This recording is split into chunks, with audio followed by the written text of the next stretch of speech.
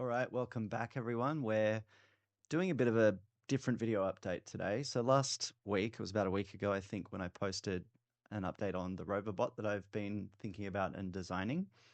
And I showed you some of the electronics in the first video or two, and I went through a little bit at a high level what the firmware looked like and how I brought up the basic electronics, effectively, like the motor controller, which was a RoboClaw, and the bus servo adapter board, which controls the servo.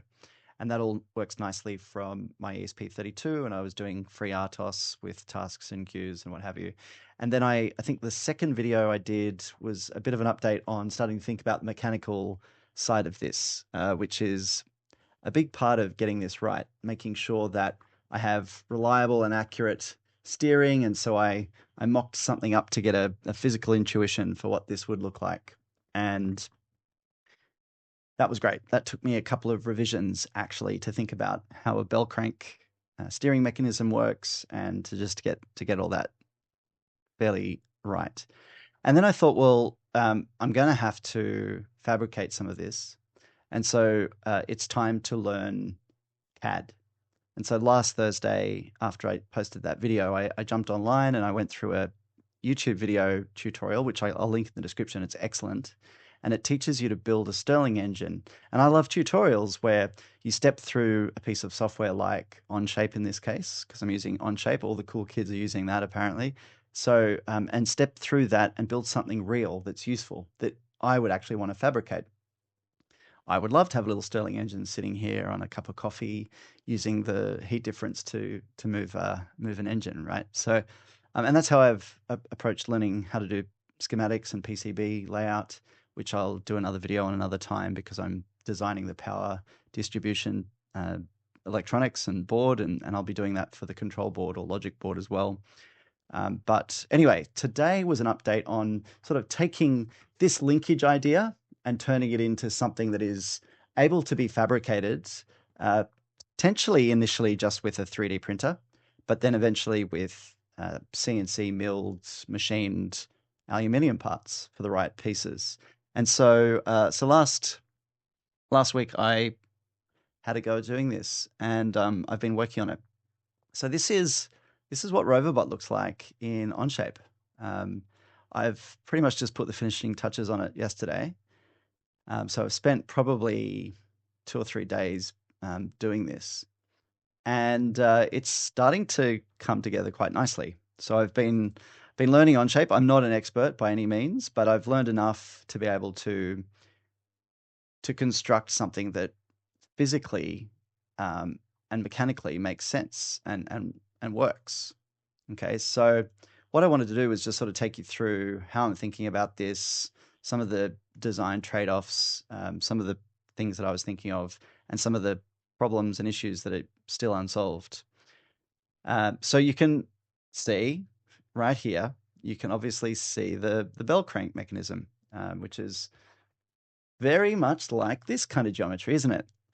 So that's kind of cool that it came out looking very much practically identical. What I've done, so firstly, it's a 400 millimeter vertical chassis that you can see here. So the entire Rover is roughly about 450 millimeters long, and it's about 350 millimeters wide, tire to from the outside of this wheel to the outside of this wheel, roughly speaking. And so I've got a fairly good footprint to work with. It's fairly wide, and that's what I wanted. So I have a sort of a 40 by 20 millimeter aluminium extrusion. I've just represented that with a bar here. I was originally going to make the chassis wider, but I think I'll just get away with a single spine like this for now. And I modeled up my little bell crank mechanism with my bell crank, my idle link here, which is just providing a supporting function. I might do something where I link these. Anyway, currently that's working.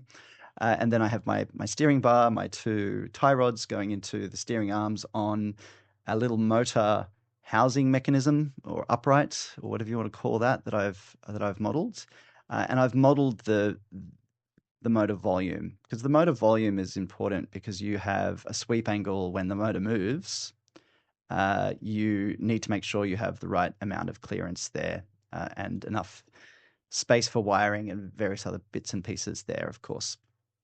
So that's the first part. I've with the housing, I've been quite careful and deliberate to model the exact interface so that when I mate the front of the motor to the motor housing here, all the dimensions are accurate. All the off-center motor axle or motor shaft rather is accurate. I haven't modeled the shaft, but all of these pieces are directly from the specifications for the motor. And it's a pretty boxy design. I'm a beginner, so I've just built a box around this. The idea is that this will be an aluminium machined part, and then I'll probably 3D print this first just to make sure that I've got the geometry and the tolerances right.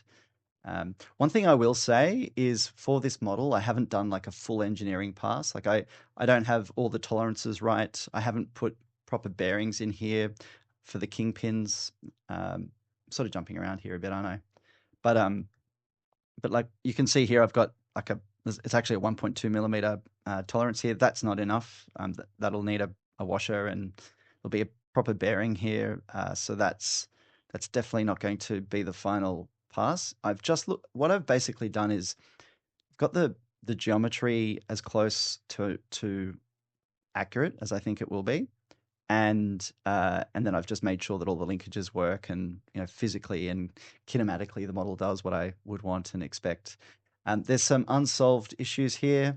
So here I've decided to not mount the wheel, for obvious reasons, perhaps to those that have done this stuff before.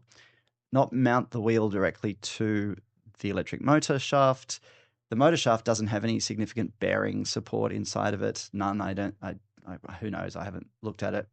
So I'm going to have two separate bearings. These are just housings, little cups for the bearings. They're only 5 millimeter deep bearings and 15 by 5, something like that. And the outer diameter is 15, and I can't remember 6. I think the interior is maybe 6 or 5. Can't remember. Anyway, and so I'll have an axle that will connect directly to the wheel that will be supported by these two bearings that will connect via a stiff coupling of some sort into the motor shaft that will come out here. And you can get cool couplings where you can have off center and what have you, connections for two different drive shafts or two different shafts. In my case, they'll be machined accurately supposedly, and they should match pretty much perfectly, or within certainly a couple of tenths of a millimeter or something. And so a stiff coupling there will work fine. And the reason I want to do that, of course, is to take any lateral forces or any other forces that might be applied directly to the electric motor shaft. I want to take those away and put those through the bearings as much as possible. And that should increase the lifetime of the electric motor. Okay. So anyway, so that's the housing. On the bottom, I've got a lower cross member, which again will be a machined aluminium part. It's all pretty basic stuff. It provides a mechanism for the kingpin to fit into. And then likewise, I've got these two kind of forks at the top. And these forks are kind of cool. Let me just navigate with my basic Onshape skills. So these forks sort of look like wings here. Again, pretty basic, very basic design, 6 millimeter thick, just like the bottom piece here, and with the right angle so that I've got enough clearance here. And again, getting all the tolerances right. So that will provide hopefully some really good structural rigidity around, twist. It'll prevent twisting and torsional forces, and certainly forces that will mean that it should keep it. It'll basically hopefully clamp any forces that would take the wheel out of alignment. And so that's good. They're all direct drive. Now I'm not sure if that's the right way to go, because originally I was going to build this thing and do 4-wheel, 4-steer, 4 independent steer, but I've gone with 4-wheel drive and 4-wheel steer, but with obviously the mechanism we've been talking about, where I have the two front wheels steering together. I'll probably spend some time to get an Ackermann correction to the wheel geometry, so that when I steer, my inside wheel steers slightly more and what have you. And I know roughly how to do that by moving this steering arm here on the motor cage, and on this upright. And so I'll make sure that that's right. And when I build this, when I manufacture this, I'll see what I can do around providing flexibility to be able to move those joints around. So I don't know how possible that would be. I could have a tab with multiple holes, or anyway, I could play with that. So I could change the steering geometry, and then maybe have separate tie rods. I won't be manufacturing the tie rods. I'll just buy some adjustable tie rods off the shelf. There's things here that I've drawn that I won't be manufacturing. Now, I've mocked up the servo housing, and that's all dimensionally accurate. And the reason I did that was because I wanted to know basically how I could take advantage of the volume inside of this chassis, right? So slide on, it's what's that, 20? Well, we've got 96 millimeter diameter tires right now. It'd look a lot better with 120 millimeter tires, but we'll get there. And then these batteries are going to be, sort of did some research online, and I've got two 6S 6,000 milliamp hour batteries. That should give me plenty of runtime for what I'm trying to do. And they all look to be about sort of 60 millimeters high, sort of 150 long, 50 wide, and 60 high. So I've just mocked this up in a battery tray here, that sort of gives me 150 millimeter width, and I've decided to have them laterally like that, which I don't know if that's the right choice or not, but originally I had them longitudinally aligned along the axis of the chassis, and I just ran into issues. So good to do all of that in CAD, and I haven't put in mounts here for the servos yet, but that's roughly the right offset from the chassis. So there'll be another mount for the servos, and in fact, I need to think about how those servos mount, because I just haven't gone into it, but I have the servo part here, and again, tried to machine all that. So let's get some movement going. What I'll do is I'll animate the rear servo horn, or maybe the front one. I'll animate the rear servo horn, and I've set some limits for how far that thing can move.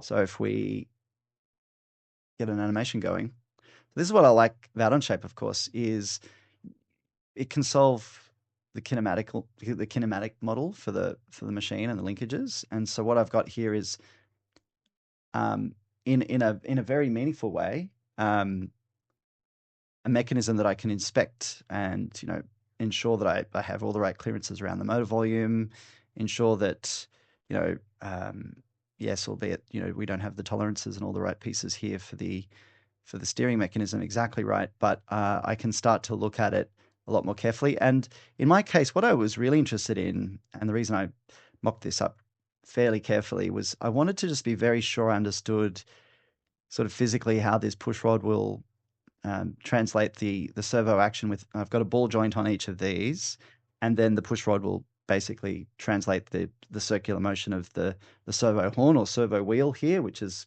literally this wheel here, translate that into a forward and back motion to push the bell crank. And I think you can see that it's really nice. It's quite beautiful to watch all of this in action. And so that's why I took the time just to quickly mock up those servo pieces. And so this is where we're at with the Rover design.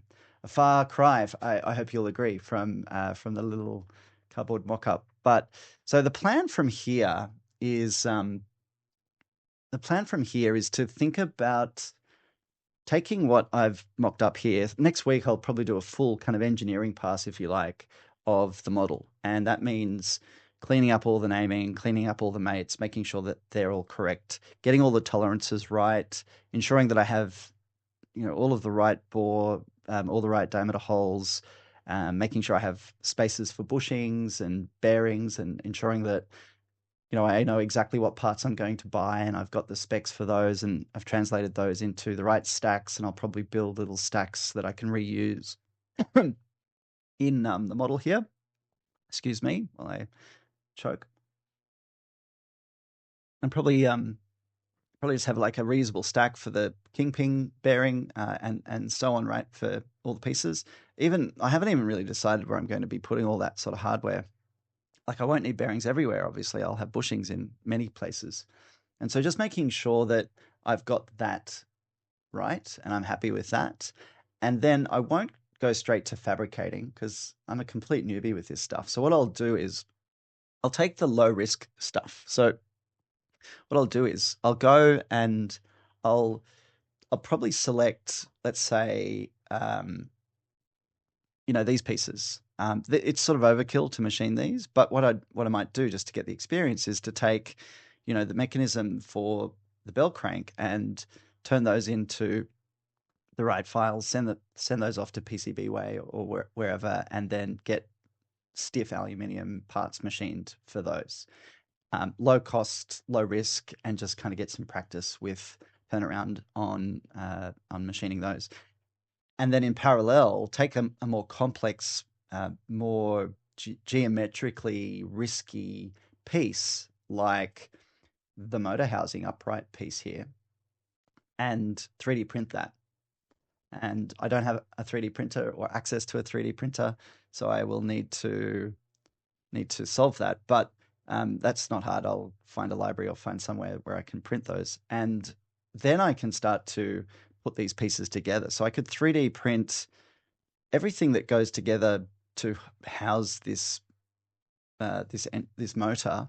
So I could have the top fork, I could have the bottom cross member, I could have all of these pieces, and then I could start to just check geometry, make sure that I've got the right spacing for everything, and sort of just kind of test run it a few times with something like a 3D print before I go to CNC or before I do machined aluminium or whatever it is.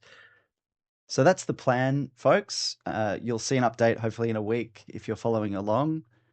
Let me know if you've done this stuff before, if you have any comments or advice for me. I've sort of picked this up as quickly as I can and turned a cardboard mock-up into a CAD design in about a week, and that's sort of the pace that I'm running at the moment. And let me know if you want to see a deep dive on the firmware. Right, I'm doing all of this in I'm doing all of this in a GitHub repo, and I've got a fair bit in here that I could sort of take you through if you wanted to see.